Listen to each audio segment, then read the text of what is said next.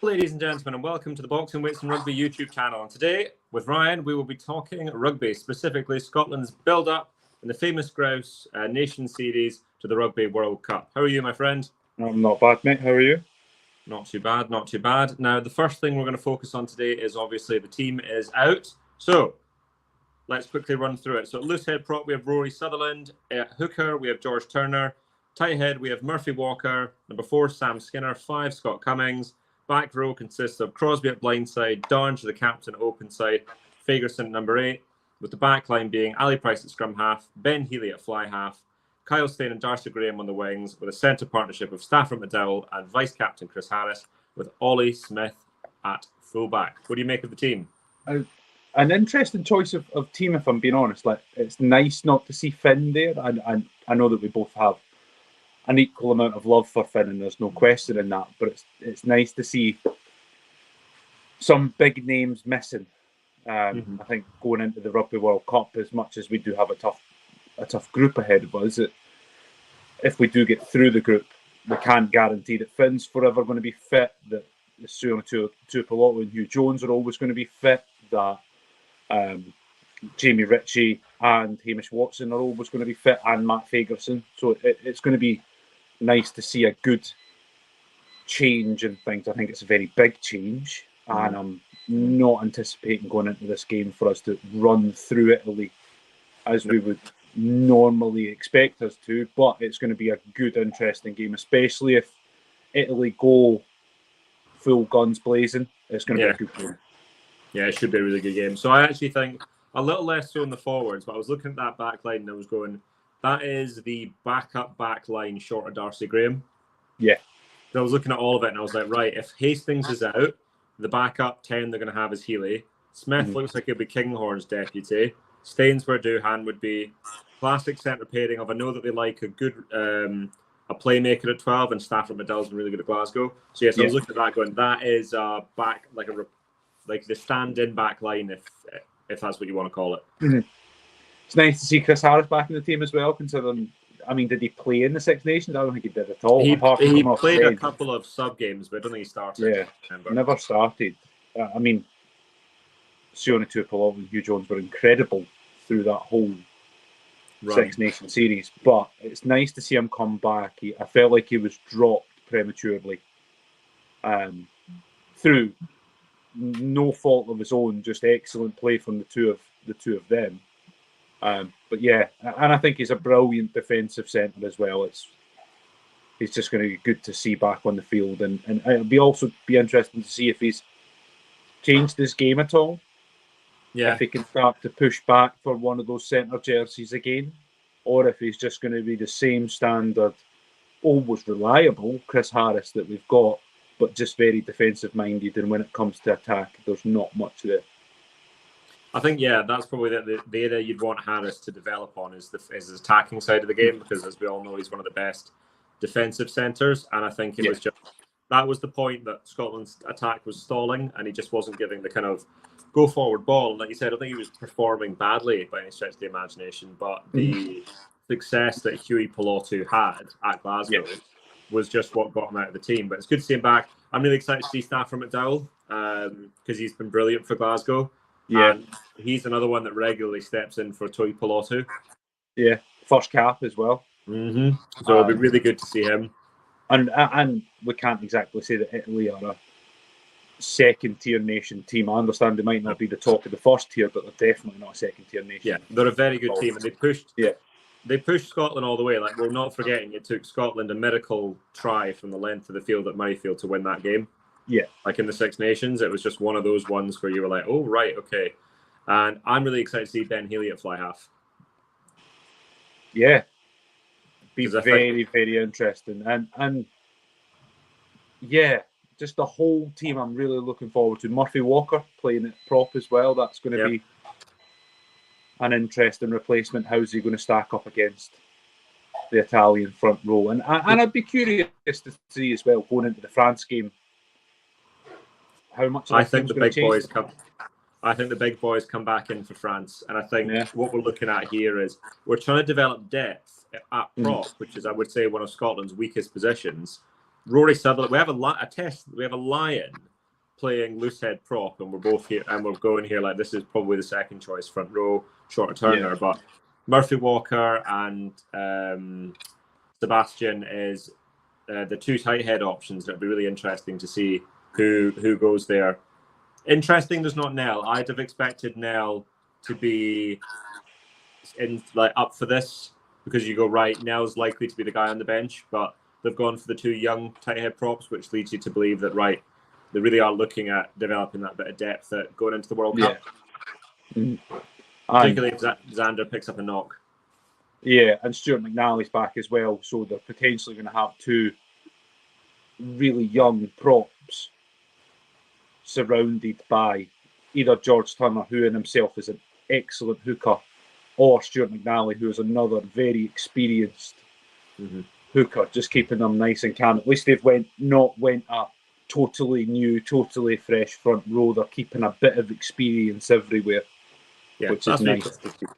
That's what you've got to do, is find the gap between the two and make sure that we've got a bit of experience here, but we've got to lead that fresh blood, which is good.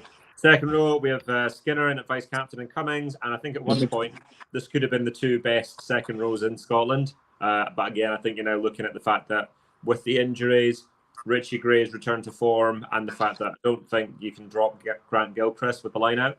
I'll be really interested to see how the set piece goes. Yeah. Who's going to call that set piece as well, without Gilchrist being in there. And,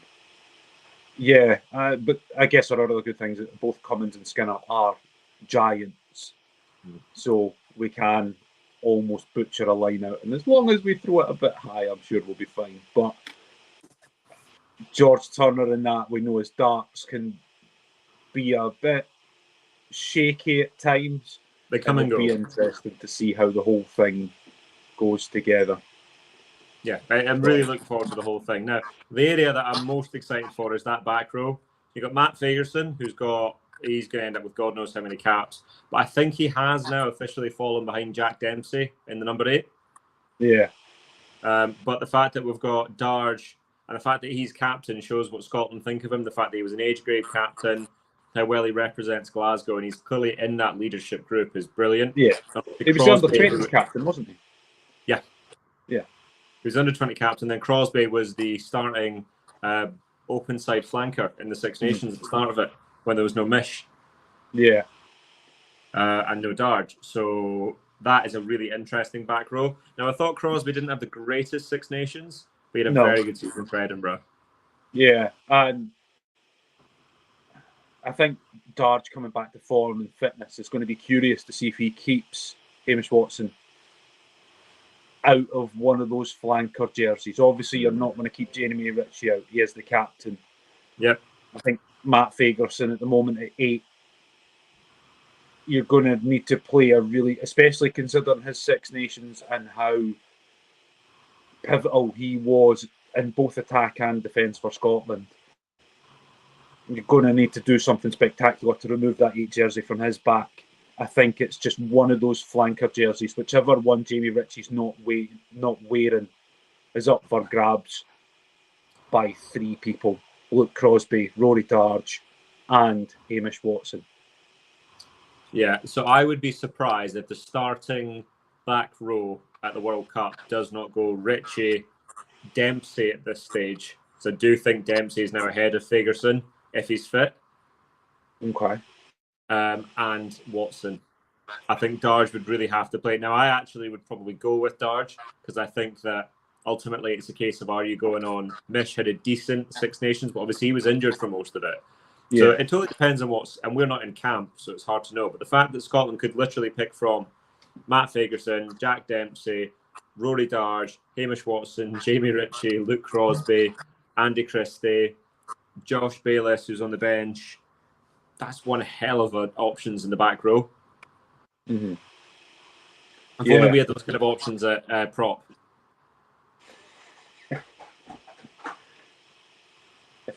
We can't. Beggars can't be choosers. We're Scotland. No, we've got to take it. Now, for this weekend in particular, what's more important to you, the result of the performance? Performance. Yeah. So what are you looking for? Just solid scrums, good working lineouts, seeing some form of structure in attack, whether that be forward dominated, back dominated. I'm not bothered, to be honest. Seeing some sort of pairing start to come together. See people who either didn't have a good Six Nations or were out for the Six Nations, like, for example, Darge Crosby and Darcy Graham, come back to some sort of form and gain some sort of confidence. If it ends up a narrow loss to Italy, so long as I see all those things, I'm going to be a happy man. Yeah, I think yeah, the great thing about this is that it's a real test match, but there's no what's the word I'm looking for? There's no negative connotations. If you lose, you lose. It doesn't go down as, you might drop your world ranking. Who cares? You're going into the World Cup, and if you win, you win, and it's a positive rolling forward. What I wouldn't like to see in this kind of Summer Nation series is us go loss. Yeah, that would be a problem. Yeah, and yeah, just watching them perform well as a team, and even to a certain degree as well, if certain things happen, like for example, if we're up by half time, them seeing the game out and not Scotland in it, and just allowing the Italians to come back into the game either through silly penalties, silly cards, whatever that may be. Just seeing the game out if we're up, and if we're in a good game, just playing a good game. Be smart. Yeah. Yeah, so the word I've got written down is control.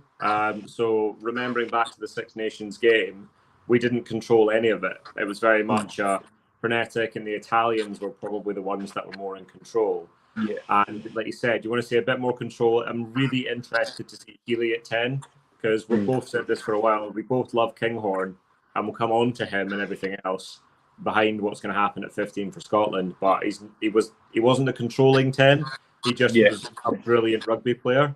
Whereas Healy's a 10. Like, Healy's a very good 10 for, I'm going to get this right because I got bollocking for this last time, Munster, not Ulster. And then now for Edinburgh, he's like a proper fly half. So seeing him exert a bit of control, seeing how McDowell and him kind of line up. Ali Price is going to be the scrum half, and it's a chance for Ali to really put in a shift, because I thought Ben White had a good start to the Six Nations, and then Ali Price really came on and changed the game against Italy. It's just really interested to see how the control goes. Now, Scotland's game plan, I would imagine, will be fairly similar, because we've got the tools that we have. We've got a world-class back line and a fairly, I don't want to say average, but if you look at the forward pack, they don't have the kind of monsters that give you the go-forward ball. And I think if Scotland get parity up front, a lot of the times they'll win those games, because they've got Finn Russell, Darcy, Doohan, Kinghorn, and the likes in the back line. And I think that's probably what they're going to aim for in this, is they're going to aim for parity in the contact area at the line out in the set piece, and then really go for work on the kicking game, keep the Italians turning. Because this Italy team, you let them get their tails up and they're in the game, they're a really, really good side. But just as they proved in the Six Nations, they have the ability to just not turn up. Yeah. And they have the ability to get themselves into good places and really spoil it. Yeah, or just fall apart. Like, if you remember the Wales game, that game was done before Italy had a chance to get into it, and you just can't be playing. You can't be playing rugby from 15 points down after 10 minutes. It's a very Scotland, like you said, it's a very Scotland way to do things. And I think, to be honest, if you're looking at where the teams are, Scotland had a really solid Six Nations, and Italy as a team aren't at the level that Scotland has. But player for player, Italy is a fabulous team, and I think it's that kind of unity and cohesion that Scotland have that the Italians don't, but are slowly progressing with the wins over Australia and the wins over Wales. So they're quite capable of beating Scotland, particularly a much changed Scotland side, if they go full noise. And I mean, what I've always seen with Italy as well is through their time of the more time that they spend together with each other, the better that they became. The game with us in the Six Nations was both Scotland and Italy's last game of the Six Nations, and last year's, what was it, Autumn Nation Cup, when they beat Australia. That was later on in their set. Yeah. It'd be curious to see Italy going into this World Cup after 9, 10, 11 weeks together, away, not having to go back to their clubs and then come back into the fold and then go back and play either in the URC or wherever it may be. Actually just sitting as a team, living as a team, eating as a team, training as a team. Be curious to see how they go in this whole World Cup. Absolutely. And it's that Italian team will get better the more they play together, the more time they have together, and at some point they're going to be really, really good. So it's inevitable. They've got so many good players, and that forward pack in particular is coming on really well. And we all know how good the likes of Capuzzo and Garbese and everything like that is. So really interesting. But I've got one name on the team sheet that stands out, which is obviously Darcy Graham returning on the wing. Now, for me, Darcy Graham was one of the best wingers in the world in 2022. And it was such a shame. But obviously, his compatriot on the other side, Kyle Steyn, came in and did a brilliant job through the Six Nations. But I want to see exactly how's Darcy looking on the international stage, because he looked hot for Edinburgh when he came back. And the both of them in the same team, I wonder if Gregor's just sat the two of them down and said, right, which one of you two starts to perform first? Goes. That's the wing. Because Duhan's one of those ones that you're never ever going to be able to take him out of the team. No, not while he's playing. If he's playing consistently, he's in there. The reason this spot is up for grabs is all down to Kyle Steyn, because Darcy Graham had that spot nailed down. That back three was nailed down last year. And he got injured, missed it, and Steyn came in and had an absolutely brilliant Six Nations. And then now Gregor's got a problem. And like you said, what he's probably done is he's gone, right, you two, you've got a game. I would imagine they'll both play at least one other game. Yeah. And you've got that. You've got this one, and the winner will be the one that starts against South Africa on the 10th of September. I reckon he'll go with Graham. Yeah. I reckon he will go with Graham. I guess the other positive is, again, it gives us another excellent backup, and whoever that will be, it will probably be Duhan on one wing and either Kyle Steyn or Darcy Graham on the other. And the replacement, if Duhan or the other winger gets replaced, is that spare winger, if that makes sense. Yeah, exactly. It's the opposite one. It's the one who's not played. Plus, with the likes of Darcy and Steyn have both played fullback. Yeah. I wouldn't put Duhan at fullback. I think that Duhan is he's absolutely brilliant at what he does, but I wouldn't stick him in fullback. I'd stick him at 12 before I'd stick him in 15. Yeah, I would never dare put him under absolute missile high balls from Faf de Klerk or any of that Ireland squad. Yeah. And what did you make? And so what would you be happy? So looking at this kind of series, so we've got Italy this weekend, July 29th, France at Scottish Gas, Murrayfield now, not BT Murrayfield, on August the 5th, France away on the 12th, a week off, and then Georgia on the 26th. What are you looking for from the team? What would you expect in terms of results? So I would be happy with 2 wins, 2 losses, so long as, and I say that in the sense of, one of these losses I would be happy with if it was this weekend against Italy, so long as we don't get trumped, and another one of those losses probably coming away to France. That wouldn't particularly bother me. They are the French side, the number 2 side in the world. I think that we have to give them a good showing at Murrayfield, though. Yeah. And I'd never know what Murrayfield's now called, so it's forever just going to be called Murrayfield. But we'll just ignore the sponsors at this point. But it's, I think 2-2. So you're thinking like a win this weekend, show up against France.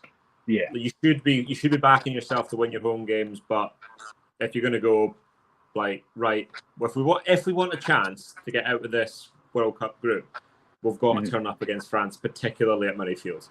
Like if we get turned over badly twice, it really doesn't bode well for Ireland and South Africa. But of course, it all depends on a glorified. Sorry, on you go. Sorry. Yeah, Yeah, so effectively a glorified pre-season, and as you say, it depends on what side. But I would be shocked if the France games aren't the two games you see the big boys come back. You see Finn, you see, Mish, you see Richie, you see Doohan back for that. I'd be very surprised if it's not the France games. That all depends as well on if France go full noise. Yeah, I don't know who else France have in the build-up to this, but they've got us back-to-back, so I would suggest at one point, I would imagine the 12th, the one in France, is the one that they go all at the full noise. Yeah. From a selfish point of view, I want to see Dupont as much as I can, so I want him starting the game on the 5th. I don't blame you. But yeah, and then, so we've kind of gone through the team. We've gone through the fact that it's kind of a chance for everybody to make their case. On the benches, Stuart McInally, Jamie Batty, and Javier Sebastian. At tight head, Cameron Henderson, who is the replacement lock, Josh Bayliss in the back row, Jamie Dobie, who's the scrum half, at Glasgow, the backup to Horn and Price, and has actually been on the wing on the odd occasion, with Kinghorn the backup 10 and 15, and Cam Redpath on the last slot on the bench for the centre. Now, Redpath can do 10. He's mainly a centre, and he could theoretically do fullback. Kinghorn, this is where I think Kinghorn will always make it into the 23, whether I think he'll now start, but he covers 10, 15, and the wings. Yeah. So that's what Townsend likes. Yeah, but he's also probably going to be starting come South Africa with that 15 shot one. So, shall we cast our eyes forward to South Africa? Who starts for Scotland in France or in Marseille on the 10th of September? Okay, so starting 15. So I'm going to stay Xander. Assuming everybody's fit. Xander, George, Rory, Sutherland. Okay. Then locks, I'm a bit probably Richie Gray. Yep. And I don't know who else will be the starting lock. I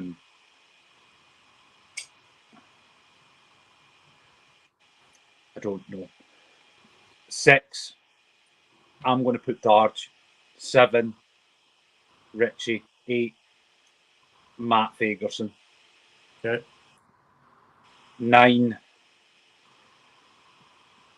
I think they're going to want to go with a bit more experience against South Africa, so I'm going to put 9, Price. Would you start White? Personally, I would, yes, but I just don't know if Gregor would. Yep. 10, Finn. Yep. 12, 13, you're going to have Siona Tuapolotu and Hugh Jones. One wing, he'll have Doohan. The other wing, I think he's going Darcy. And 15's Blair Kinghorn.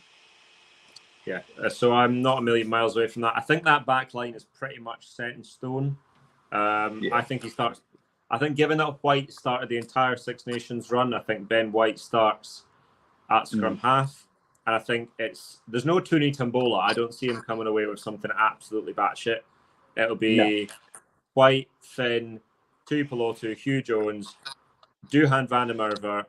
Darcy or Steyn is the major talking point there, but I would expect it to be Darcy and then fullback Kinghorn. Now and then we'll get on to that position in a second. And then I actually think it will be Schoeman. Yeah. Loosehead. Turner, Xander Fagerson, Grant Gilchrist, Richie Gray, if he's fit. And then I think what Gregor will do is he'll go the classic, which will be Richie at blind, Mish at open, and Jack Dempsey at number 8. I think that's the one he'll go for. I would start Darge, provided he continues to outperform Mish. Yeah. But given that Mish obviously only had a game and a half in the Six Nations and Darge has had none, Crosby is the one with actual game time. But if you're asking at the minute, Darge is... again, like Richie's dead young, but so is Darge is even younger, and you think those two are going to get a ridiculous number of caps between them. Yeah. But Yeah, that's the team. The other interesting point is then you look at the bench. So I think the bench will be Sutherland, probably at McInally. I think Ash wins the other one. Yeah. So probably he'll go with the McInally if he's fit. And then tight head, I assume, will be Xander. Mm-hmm. Like, I do assume it'll end up being, not Xander, I think it'll be WP&L. Yeah. Bench, I think we'll go a 5-3, which will then mean you end up with Johnny Gray's out injured. So it'll probably be Skinner, because Skinner then gives you the option of blindside flanker as well. Yeah. And then the other one will be Fagerson and Dempsey. So in my case, I reckon it'll be Fagerson. Mm-hmm. Price at scrum half, and then it's the interesting bit of who does he go in the back row. So if we're assuming if Hastings is fit, Hastings starts on the bench because he gives you the option of another inside centre and or fullback. And then I think he goes Redpath and not Ollie Smith. Yeah. That'll be where I reckon it goes. But we should probably address the elephant in the room. Stuart Hogg recently announced his retirement prior to the Scotland team returning to camp. What do you make of it? He's froze. So while he's away, I'll repeat that question for you. So On you go. Stuart Hogg recently announced his retirement from rugby, full stop. Just before the Scotland team got back into camp. What did you make of the whole thing? I would like to believe him. I think that his body probably just couldn't take enough of what he needed to do. He might have just enjoyed his break a little bit too much and just didn't want to go back to it. He had already announced his retirement post-World Cup. And I think that maybe just a break just brought that forward. I reckon there's two possibilities. I think he's either picked up a niggle. Okay. Which I think is the most likely one. Is he's gone back, he's picked up a niggle, and he just like, if I can't do this properly, there's no point. Yeah. There is a small part of me thinks that Townsend's had a word with him and said Kinghorn starts. Wow. I just can't see that. No, I can't see that happening, but I do think that's a possibility. But Stuart Hogg for me, so again, we'll get into it. There's a video on the channel about Stuart Hogg and the impact he had both on myself and Scotland rugby in general. Yeah. As far as I'm concerned, Scotland rugby's greatest ever professional player. Mm-hmm. And Scotland's a worse team without someone like Stuart Hogg in terms of like his attraction in rugby and everything he did for club and country. He was absolutely phenomenal. And a test line to boot as well. Mm. It's a shame we never got to see the best of Stuart Hogg in 2017 when he got that injury on the Lions tour. I think that was the absolute peak, and it was just robbed of us. But still an absolutely incredible fullback, and I think he would have started. There's obviously, you do wonder when these things happen like that, but just an absolute hero, like an absolute hero of mine and yours. And he was the reason I enjoyed watching Scotland. Like all those years ago, they were turgid and terrible to watch. And there were very few shining lights, and he was one of them. Yeah, and he was the first guy that kind of came up with hope. So just like an absolute massive shout out to Stuart Hogg and everything the King of Hoyt did for Scotland. It'll be weird not seeing him, and it is a shame he didn't get that kind of send-off, that final send-off at Murrayfield. Because that's what I expected. That's what I expected the Georgia game to be. The Georgia game was, we're going to send you off to the World Cup and say goodbye to Hoggy. Yeah. Which is just, it was just one of those one. What are your abiding memories of Stuart Hogg? Oh. For me, he was the one guy that actually got me into rugby. And there's no specific individual moment of anything that I watched through a game and go, oh, I remember that really well. And that was fact, he's got his highlight reel and there's no question in that. He was the guy that got me into rugby, and I distinctly remember the story of, was it his best mate that died in a car crash? Yeah, I think so. Who was and I might be butchering this if I'm being honest, but in my head I've got it that he was a better rugby player than Stuart Hogg and destined to be a Scotland player. And when he died in his car crash, Stuart Hogg made it his thing to do is to actually become the best version of himself because of his mate. so that he could leave a legacy for his mate. And that sat really deep with me. That really hit home and just kind of went, no, it's a quality thing to do. And, you know, to be that good of a rugby player and to still think about your mate who died God knows how many years ago just shows how really down to earth, honest, hard working, all the right things he is as a guy from the south of Scotland, you know, the creek of nowhere, let's be honest, that has seemed to have produced 90% of the Scotland team. Yep. Yeah, just love, just an all-round good guy, and I wish him all the best in whatever he chooses to do in the future. You're a very good addition to the TNT new production on that front. But yeah, I mean, one of my favourite things about Hoggy is he's accidentally produced a royal rugby lineage in our house. So Hoggy was always referred to as the King of Hoyk, Darcy is the Prince, and Rory Sutherland is the Archduke. And I'm slowly running out of any more levels to give anybody else that is coming through from Hoyk, which is absolutely mad. But Stuart Hogg was the guy that got me from kind of sitting back with my eyes behind my face watching Scotland to kind of on the edge of your seat and going, right, this guy's good. And at his best, he could really do all of it. Like, I know he gets a bit of grief for it, what he was like under the high ball towards the end, but he was a properly safe pair of hands. He could boot the ball from absolutely anywhere. Like, I remember the spiral kick against France. Yeah. I remember the drop goal against, I think it was Russia at the World Cup. Like, he'd really, like the kicks against Italy from miles away when he was 10 for some unknown reason, because they were like, fuck it, let's put Stuart Hogg anywhere, we just need him on the pitch.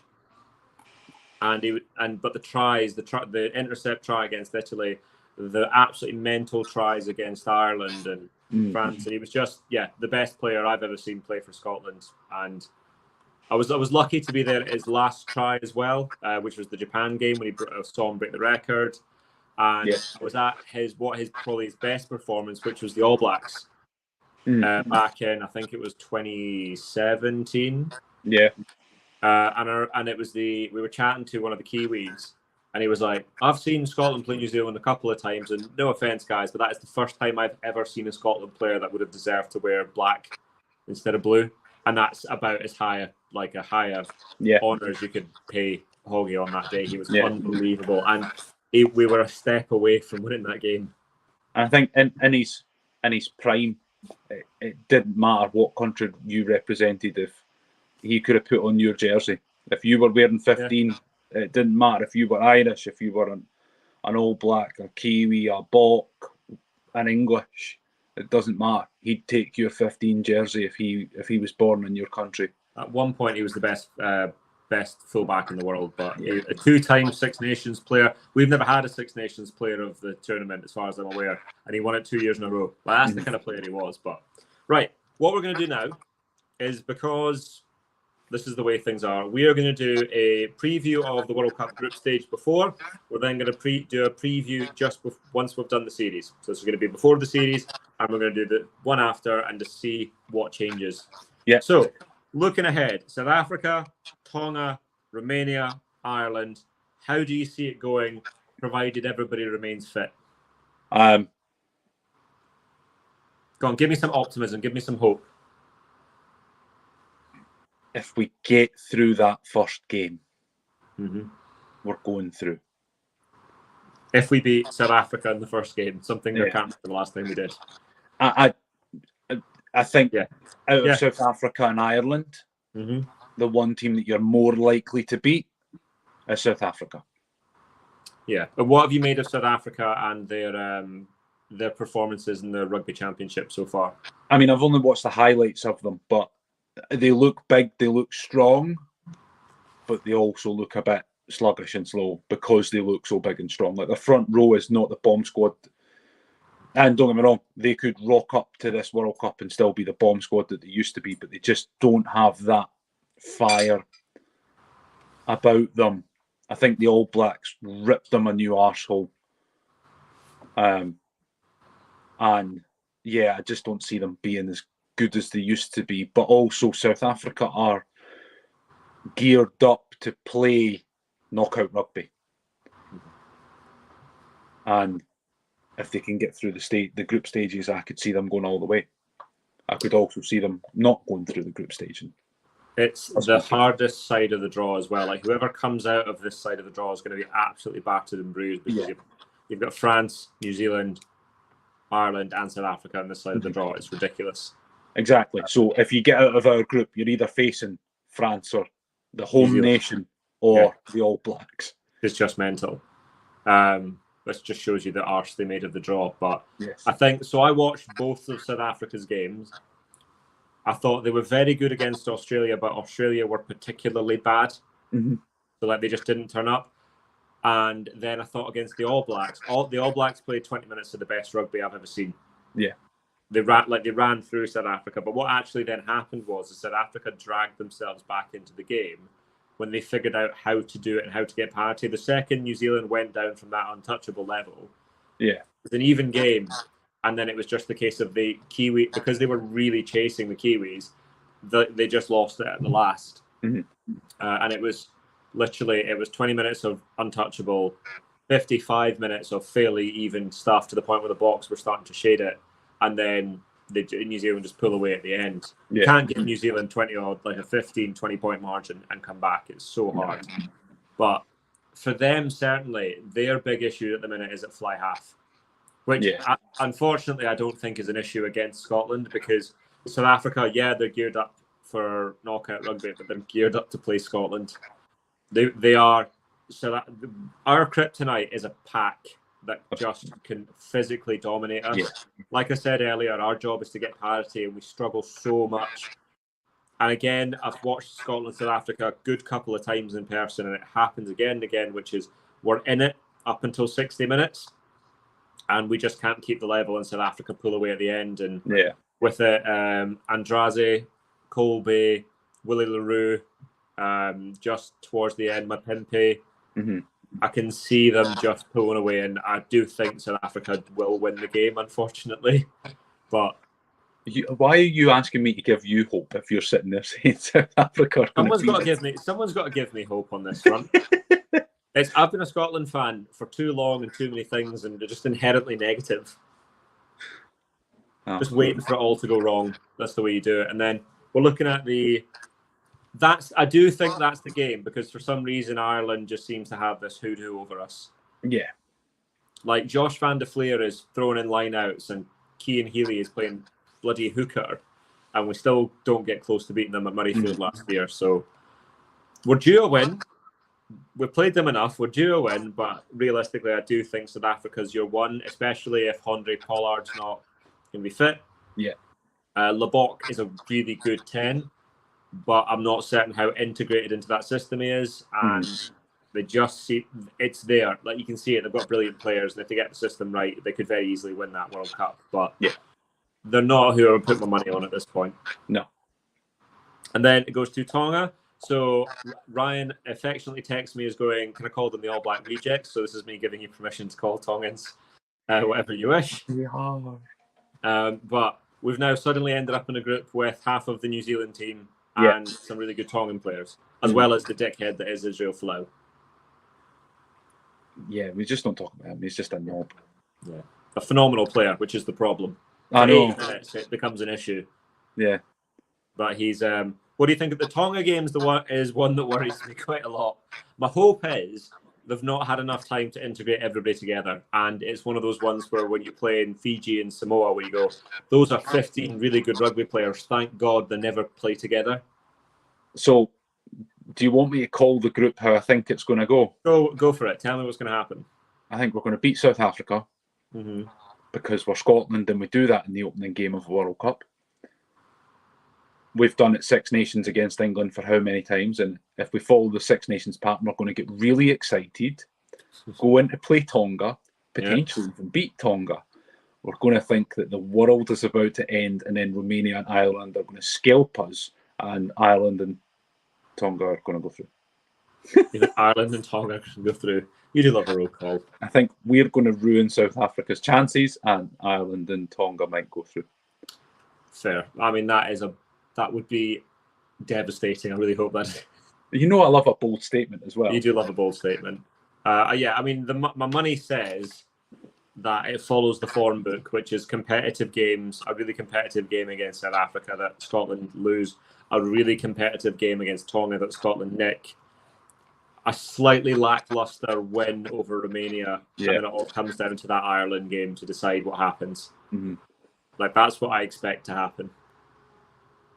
And I mean, physically, what does it take out of the boys? Who have you got left at that point? Like, is Finn Russell? Because put it this way, right? Finn Russell has to play every single minute of the South Africa and Ireland games for us to have a chance.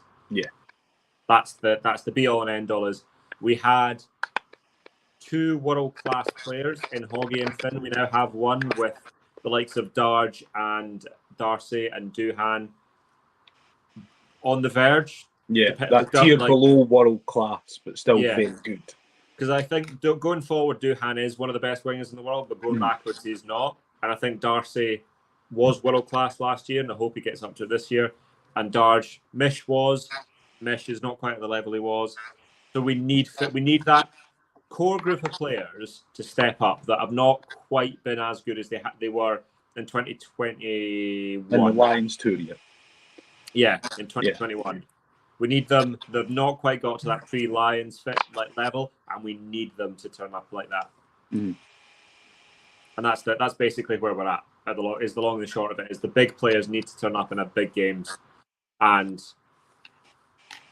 what did you think? Yeah, that's basically kind of where we're at. I think it all comes down to that game against Ireland on the 7th of October, and that's really not what I'd like to be. Yeah. But fingers crossed. I mean, I would call it a very moral victory if we get out of that group. If we get out of that group, Tooney will go down as the best Scotland coach we've had in the professional era. Even if he goes into the quarter-final against either a France or a New Zealand, whoever it may be, and gets 100 points put on him, he still goes down as what? I mean, it'd be an embarrassing exit, don't get me wrong, but the fact that he got out of that group would still put him as one of the best. And you could very easily argue that the energy required to get us out of that group will put us in a standing against one of these other massive teams that we ain't going to cope. It's hard because you look at it very much like New Zealand England last World Cup played their final against New Zealand in the semi-final and then just couldn't get it going in the final. Yes. And I think it would be something similar for us if we've beaten either we've beaten either South Africa or Ireland.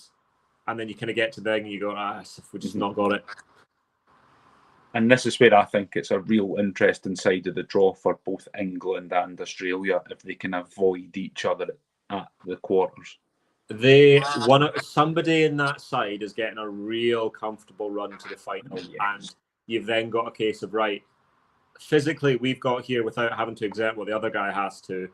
And it's a game of rugby. And anyone can win a game of rugby. Mm-hmm. So it gets very interesting when it comes to the final.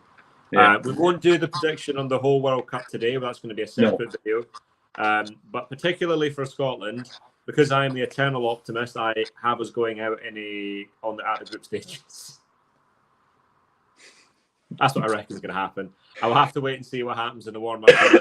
If we come up away with a win at Murrayfield against France, watch me change my tune. Oh.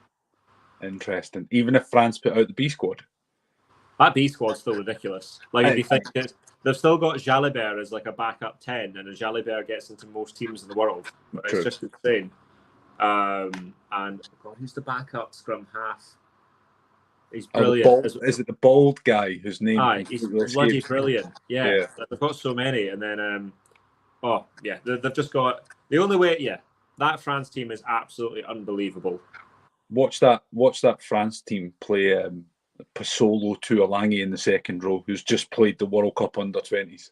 Yeah, they've just won it again, so God knows who's going to keep coming through. And so, final thing we're going to go on today is we are going to touch on the rugby under-20 position and Scotland's pretty disastrous showing against Uruguay.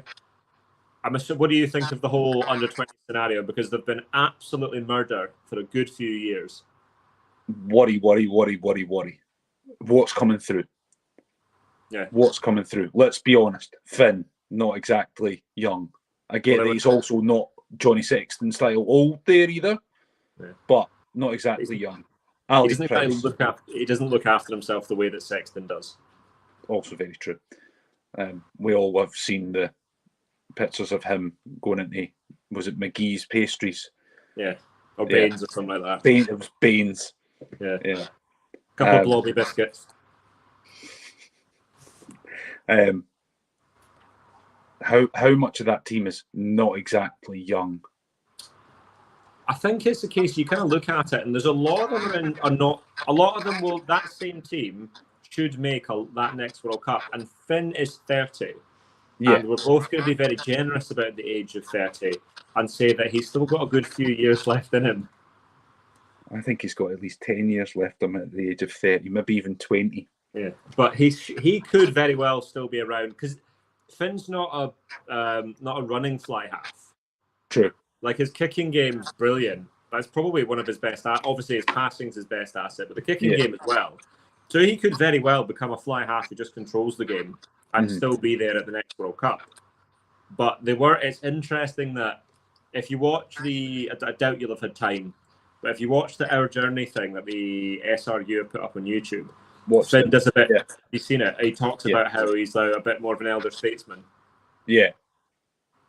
So it'll be really interesting to kind of see what that. But yeah, that under 20s needs an absolute overhaul, like a bad overhaul. I think the whole setup and the way that Scotland do, not just the under 20 Scotland team, but even at club level, how the level below Glasgow and Edinburgh. Not even just below Glasgow and Edinburgh, but we're talking about going down as low as your standard club squads that you and I would join, your Hoyks and things like that. And overhauling the whole system and doing almost what Ireland did with their setups, where instead of piling money into trying to bring in, and I know we've done it, your Duhan van der Merwes, your Sonny Tuipulotus, your WP Nels, your Rory Sutherlands, your Kyle Staines from other countries using heritage. Ireland ploughed all that money into development of their youth setups, their school setups, and now you look at what the Ireland schools are doing in the school World Cups. You look at what Ireland done in the under-20s, and granted they lost a very, very good French side, but they made it all the way to the final, and they were dominant all the way to that final. Very interesting. The top two teams in the world rankings are the two teams that contested the under-20 World Cup final. And as a result of this, have you noticed that there's now an under-20s World Rugby Championship down under? They're not taking it. They're taking it seriously. There you go. They've realised that growing up a Kiwi doesn't immediately turn you into the best team in the world when the Northern Hemisphere actually got their act together. But I could do a whole video on the All Blacks on their own, but we're not going to do that. We all know your love for the All Blacks, but I just think that there needs to be a whole overhaul of that whole setup. Yeah. I don't know who the person is. Is it the chief exec of the SRU? Is it someone else? There's Dodson is the chief exec, and then there's Jim Mallinder's the performance director. Those are the two that I'm looking at and go and get this done. Dodson, particularly for his absolutely ridiculous bonus and his horrendous handling of the whole Sonia McLaughlin thing, and the state of the Super Sixes and stuff like that. It really needs to be. They need to look at it, and given the amount of money that they've just got in through the new sponsorship deals for Scottish Gas, Murrayfield, and I don't know if you'll know this. Do you know what they've named the Edinburgh Stadium? No. For the damn health. They've called it the Hive, with no semblance of irony for anyone around Edinburgh in the nightclub name. Hive till 5. Hive till 5. Good old days. So hopefully they'll take some of that money and they'll throw it into the under-20s development, because it's bad. And then if you actually look at it, it looks like you and I would have played as kids, and they're playing professionals. Like that's the level it's at, and the boys will be good enough, because of course the boys are good enough, and they can develop later, because Darge has come through, Cam Henderson's come through. Like there's some really good guys that can still come through. They've just been let down by the facilities and the coaching and the structure. I'm not saying Scotland hasn't suddenly run out of quality players, Yeah. And I guess Ireland and the All Blacks for years as well are proof of that. Is you develop that talent right, and it doesn't really matter who the It's not cream numbers. will rise, but you need to keep them in for long enough, keep them interested for long enough, and give them those basic skills right early, so that you're not having to teach them. And then you've got someone who's coming in at Dargie's level, but is 10 years as junior. Yeah. Because you've got to replace it. You've got to keep the players coming through. You've got to constantly be blooding new blood and not let anybody get complacent. And the pro teams are doing really well. Like Glasgow had a really good season, and the national team's doing well. Edinburgh were rubbish last year, but you look at them and you go, the players are good. Glasgow had a really good season, even though it fell off badly towards the end. It's that level below it that's the problem, and that's where we need to start really trying to develop it, so that you don't go, right, we've had this kind of golden generation of Hoggy through Finn and everybody else, and then suddenly the crop dries up and we end up back battling for wooden spoons. Yeah. But you can't have it. No. And that's what I'm worried, because what's going to happen is that Italy team have got world-class talents coming through. Yeah. Wales have to get their shit together at some stage. England, just by sheer amount of numbers and money, will always be good to a degree. Yeah. And obviously, France and Ireland are in a league of their own at the minute. Yeah. And we've just seen it. It's not like that's going to dry up anytime soon. Mm-hmm. So that's the kind of area we're at. But what's your prediction, as you've said? So you don't think, neither of us think we're going to get out the World Cup group stages? I think we'll Scotland. I hope that we get out the group. I would call that a very solid victory. Take that now. I'm going to stop there and say that we'll get out the group. Then you've convinced me. We're getting out the group. If we get out that group, it's we've had an iconic win. That's what we're looking at. It's an iconic win if we can get out the group, and for that we have the players to do it. We just have to perform. Because I think Scotland have a legitimately really good 15. It's the bench that sometimes worry me, particularly in the forwards. Yeah. I think it was one of the videos I did, and if you go back on the channel, and I think it's the Ireland one, where you particularly highlight the difference in like the front row coming off. And I played, when I played, for most part, I was a prop, believe it or not.